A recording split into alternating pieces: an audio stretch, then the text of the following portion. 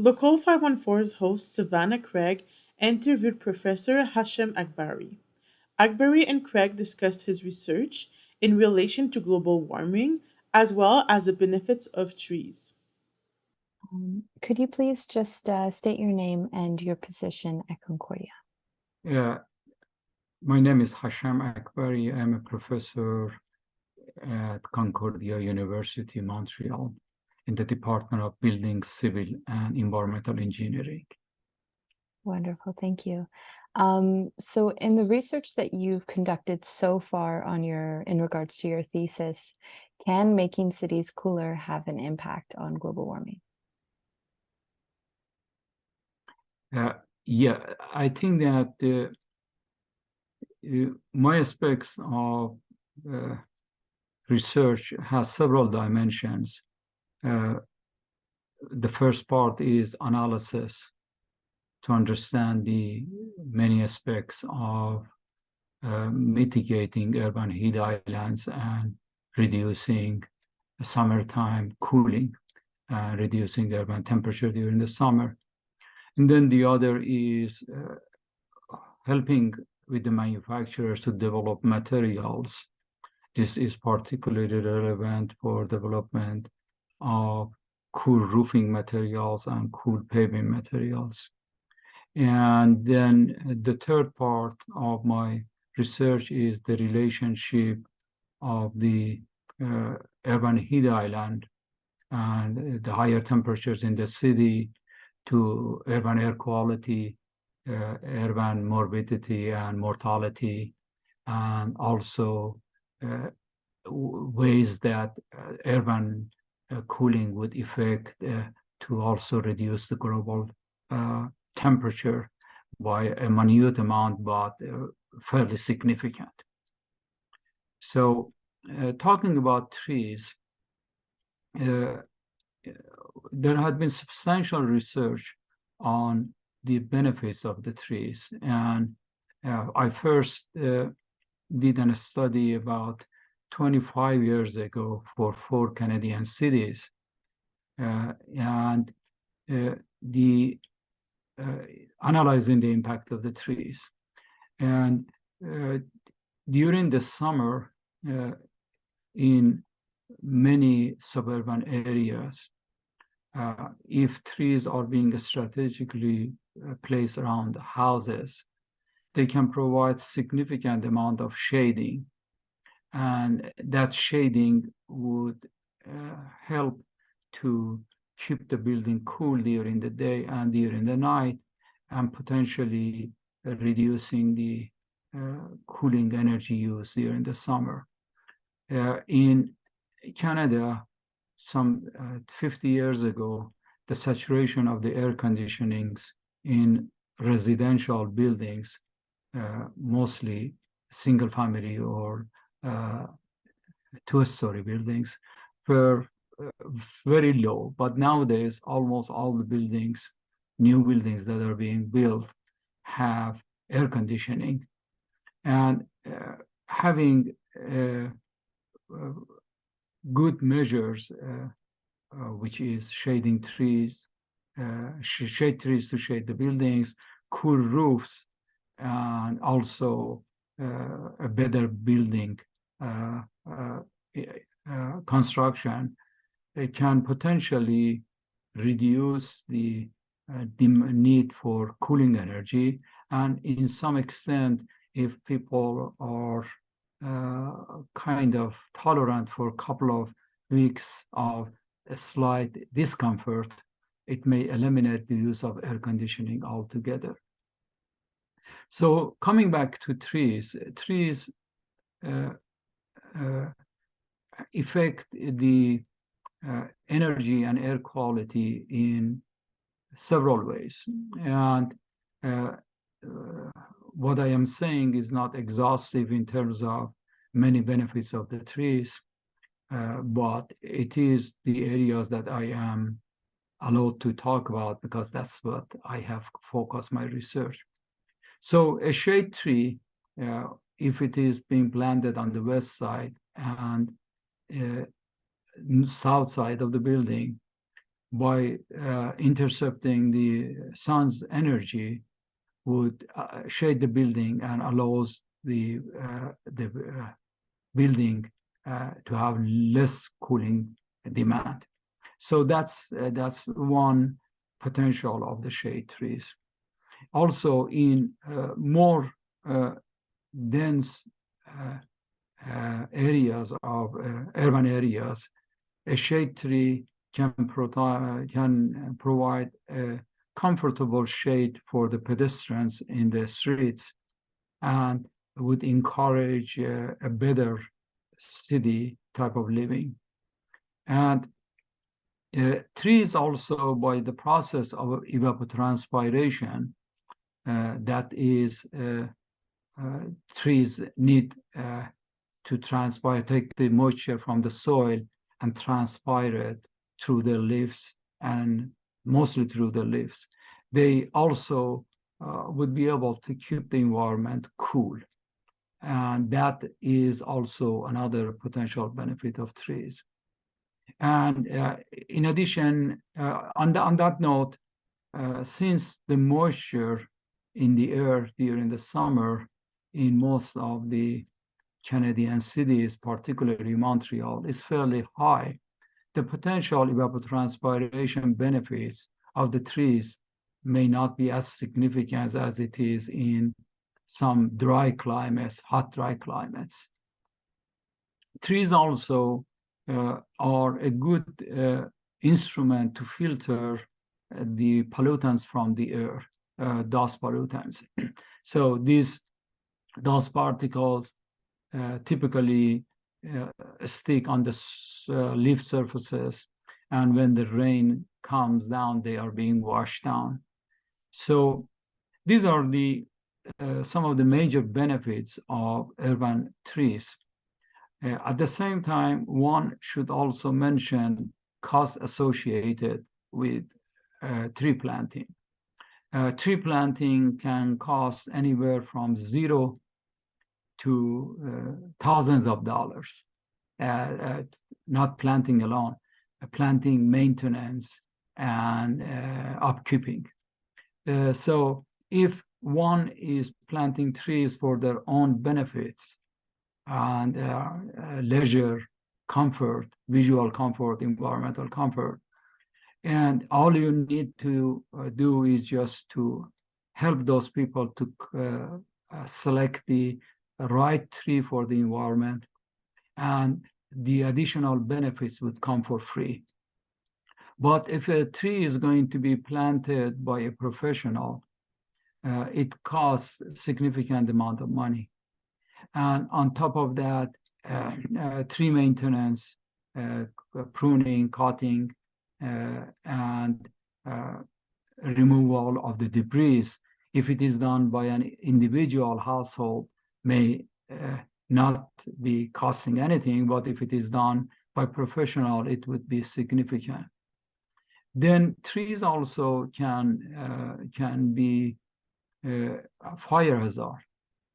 So they provide fuel in an environment which a lot of people are living, and in case a fire breaks out, then there is plenty of fuel there to inflame the fire.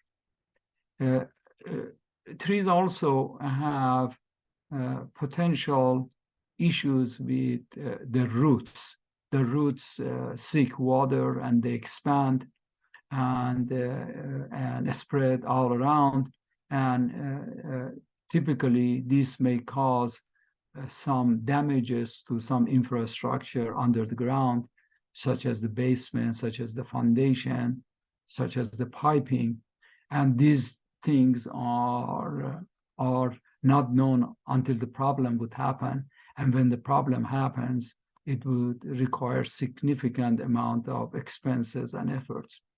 So the ultimate decisions of planting trees, if it is an issue of environmental benefit, one should justify the cost at a reasonable expense.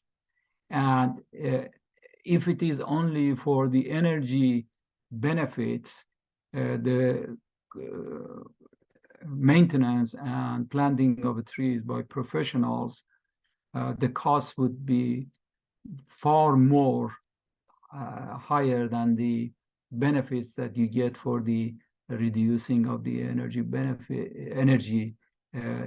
consumption during the summer.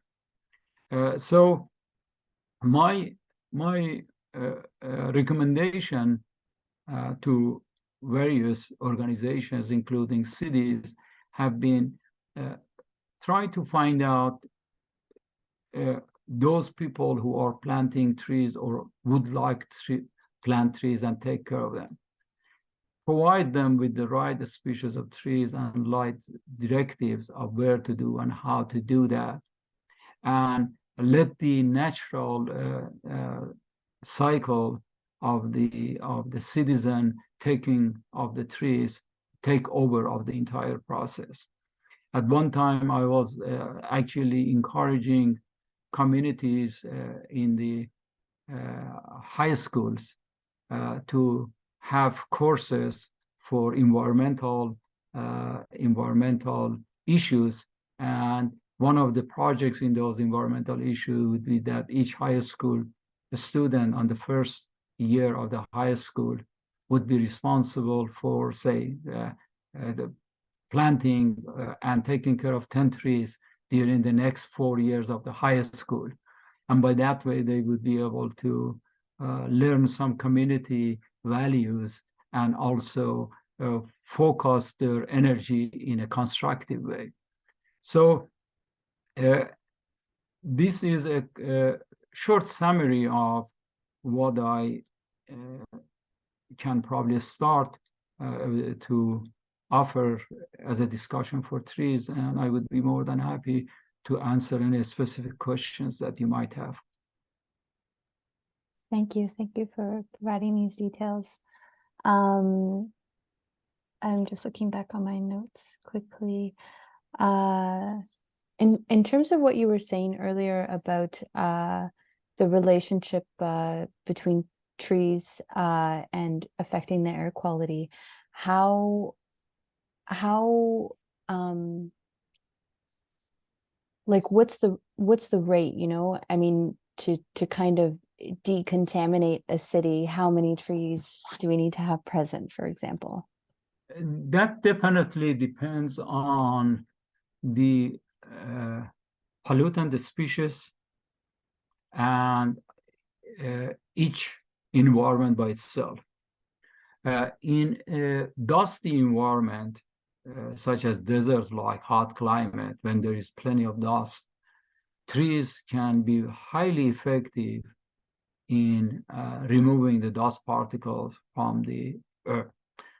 In more wet environments, such as Canada as a whole, where basically suburban areas are green, the amount of the dust in the air are not as significant compared to the other areas. However, there are particulates that are emitted into the air, such as car tires being worn up, and the particles are being spread through the air, and the exhaust from the cars, exhaust from the diesel engines. And so these are some of the trees, some of the particulates that can be absorbed by the trees, not absorbed really, intercepted by the trees through the leaves and then being coming down.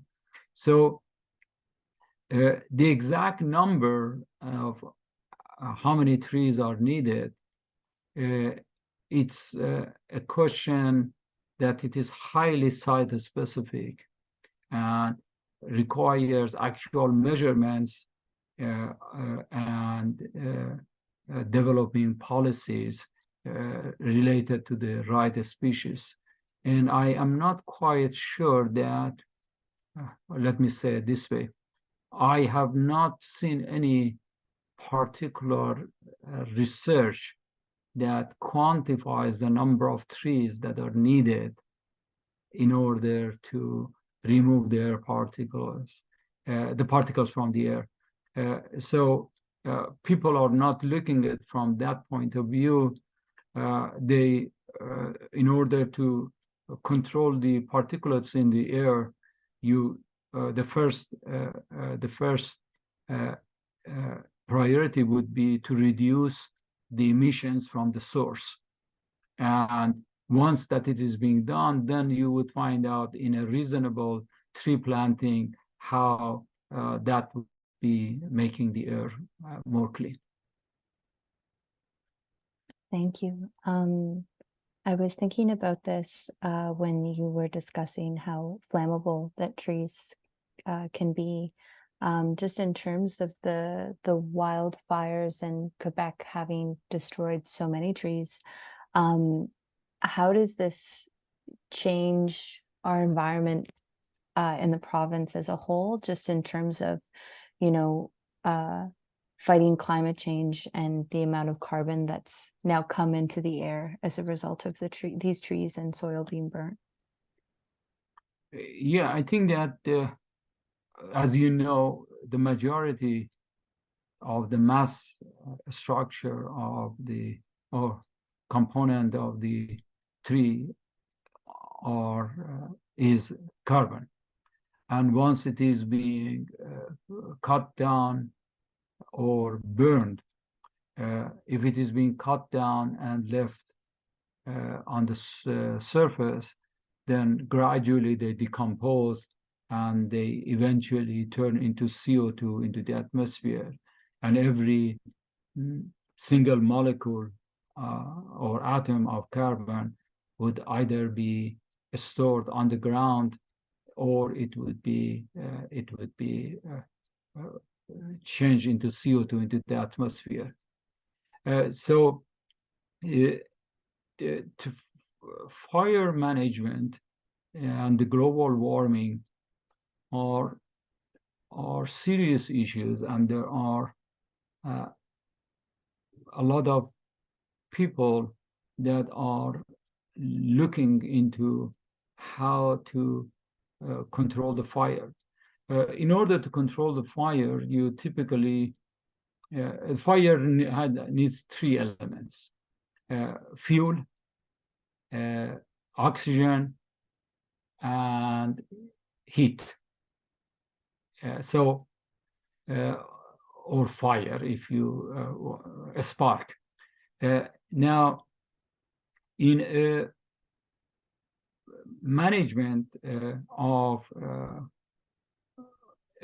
fire in a system or in a community, what people try to do is just to try to make sure that fuels are farther away from the areas that a fire can ignite.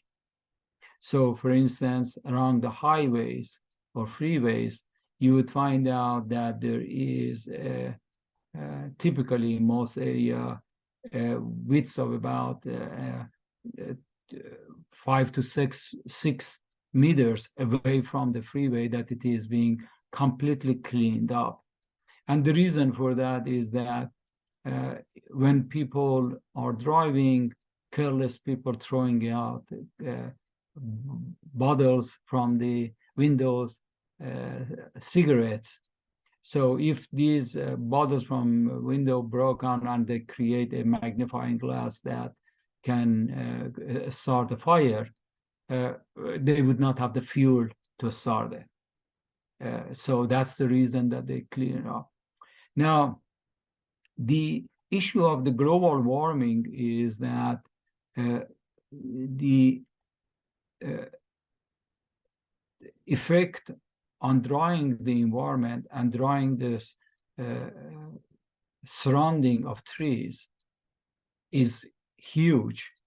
And as a result of that, when a fire starts, either through the friction, through the lightning, through the man-made effect, So it would be spreading rather widely because it is in a very, very fertile environment, and it would be spreading all around the area. And as we have seen it in Canada within the last several years, we are seeing that the fire is spreading further and further north, and millions and millions of acres of forests are being burned.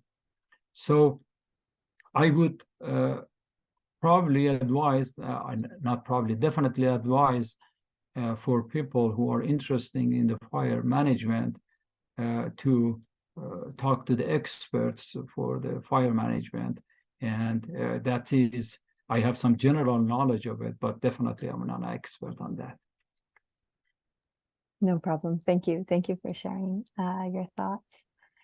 I lost my question. Okay, what else did I want to ask?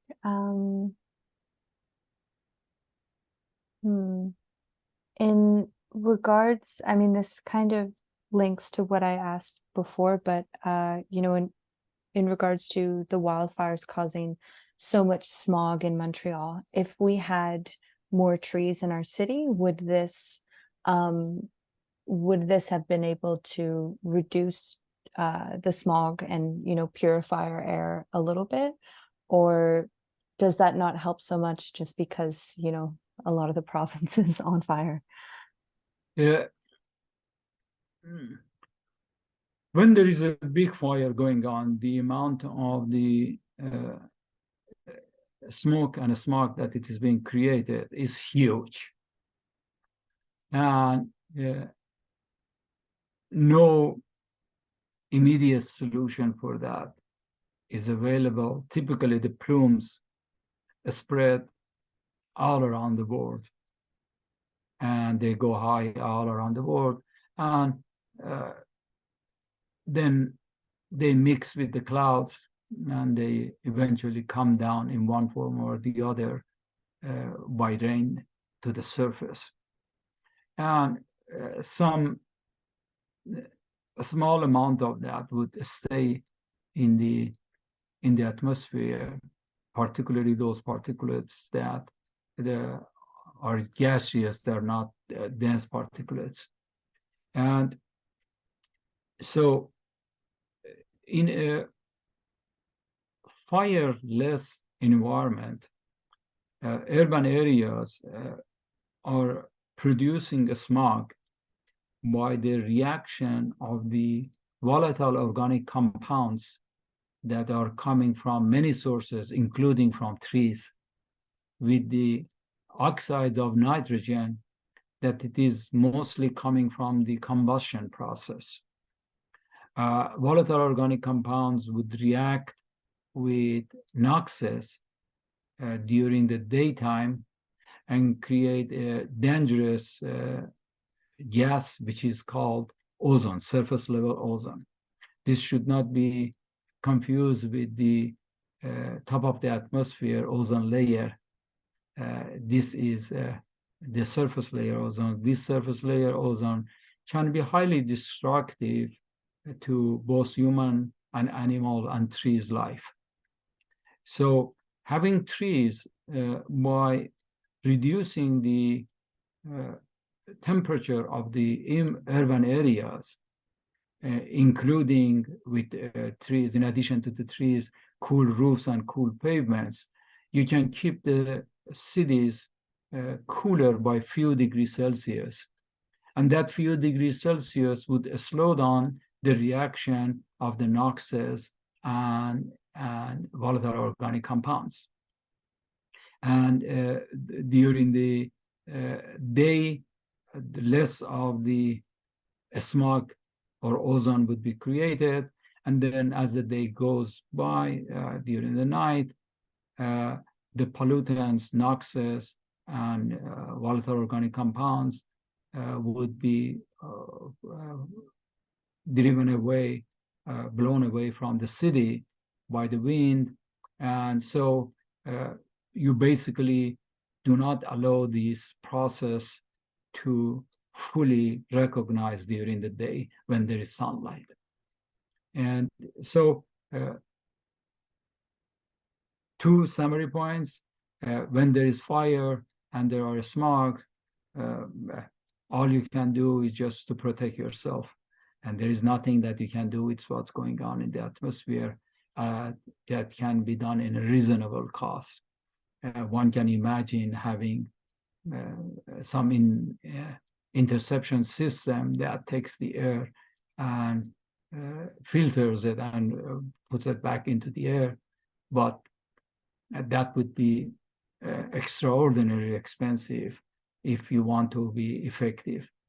Then the other point would be is that during the non-fire period, cool roofs, cool pavements, and shade trees can reduce the temperature in the urban environment by a few degrees, and that would be able to retard the process and formation of ozone. Thank you for explaining this. Just in regards to what we've been speaking about over the last few minutes, and the effect that trees do have in helping our environment, is there, I guess I'm asking this because I've seen a lot of businesses kind of, promote an emphasis on tree planting. They may cause this amount of carbon emissions, but if you buy our products, we'll plant a bunch of trees. Do you think that there's any way that we can kind of balance continuing the regular capitalist habits that we have, such as overconsumption, by kind of using trees as a band-aid solution to balance these things?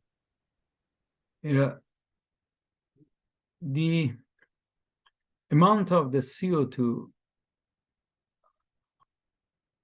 trees sequester CO2 from atmosphere and through the photosynthesis process, and store carbon in their body and their roots, stems and roots. So there are various trees that have a different rate of storage of carbon and sequestration of the carbon. Typically, a fast growing tree sequesters at about 10 tons of carbon from the atmosphere per hectare of land. And so it is basically fairly a small amount. It's not big compared to the amount of the CO2 emissions that we have.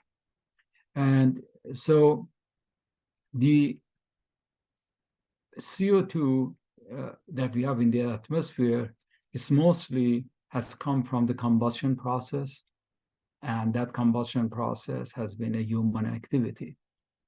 And on top of that, the rate of the CO2 sequestration has decreased by cutting urban forests, not urban forests, the forest trees, particularly in the tropical regions. So therefore, you emit more CO2 in the atmosphere and do not let some of it even come back to the earth. So eventually, if one would like to come to a balance of a stable CO2 concentration in the atmosphere, one has to go to a completely sustainable cycle. And in that sustainable cycle, trees definitely play a role, but ultimately, when you run out of land, you have reached your limits. So the ultimate solution is to consume energy from sources that they are totally renewable. And in order to do that, there are various renewable technologies. The potentials of renewable technologies are huge, but at the current rate of consumption of fuels, it would take significant amount of renewable to come to that sustainable level. So the most efficient way of approaching that cycle is that to go through the energy efficiency, make sure that we would be consuming less energy for the same quality of life or same amenity. And then by minimizing the energy utilization, you can have at the same time renewable to replace the standard or historical fossil fuels for the production of energy. So we can't tree plant our way out of climate change. Correct. Oh, that's bad for those businesses promoting that, I guess.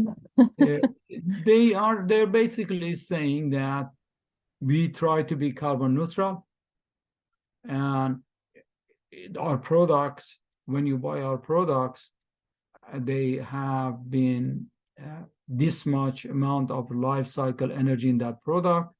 We try to compensate by that by initiating a tree planting project that would be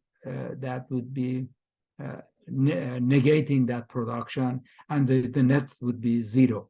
But not everybody can do that. So we are encouraging all those who are doing it. There's no discussion. But even not every single entity or company can do that, because we are going to run into serious limitations. Thank you for explaining that. I don't think I have any other questions, but was there anything that I didn't ask that you would like to share or you think is important to consider with a story like this? My humble suggestion is to the people who are promoting tree planting, and just to make sure that the entire cycle is being considered and not the initial tree planting process. And once you do that, you would probably come with a more optimal solution of what type of tree and in what type of urban organizational system is most optimized for the entire society. Basically, everything that we do, it is going to be labor-oriented, that we monetize it with the cost. So making sure that that life cycle is being considered is extremely important. Thank you so much for sharing all of this. It's been such a pleasure speaking with you and learning more about this. My pleasure. Wonderful. If you think of anything else, don't hesitate to reach out. But I'm working on this story for another week or two, so I'll keep you up to date with the release.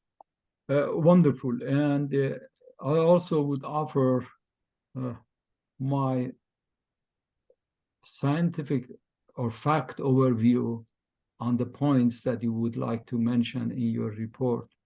I would not be editing, but making sure that the facts that are being quoted and used in your report are Yes, indeed accurate to the best of my knowledge. of So course. if you wish, you can share it with me, and I Mhm. would be more than happy to do that. Oh, I really appreciate that. That would be great. I will definitely take you up on that because I always appreciate another set of eyes on things. So yes, I will reach out. Thank you. Thank you for that offer. Great. That's wonderful. Well, thank you again for your time, and it's lovely to meet you virtually, and I hope you have a wonderful weekend.